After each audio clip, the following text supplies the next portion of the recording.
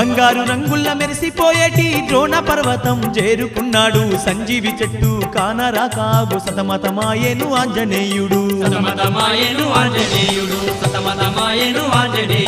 తెల్లారి సరికల్లా తీసుకపోతే నా లక్ష్మణుడు బతకడాని దలిచి కొమ్మ గురించి వెతకకుండా ఆగో కొండనే లేవట్టి తెస్తున్నాడమ్మా.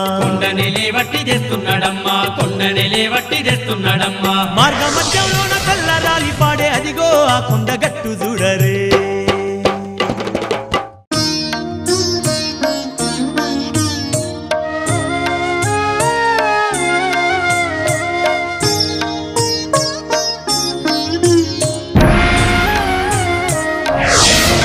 చూశారా, హనుమంతుడు ఈ ప్రపంచంలో ఎవరూ సాధించలేనిది సాధించాడు. ఈ మూలికతో లక్ష్మణుడు వెంటనే మేల్కొంటాడు.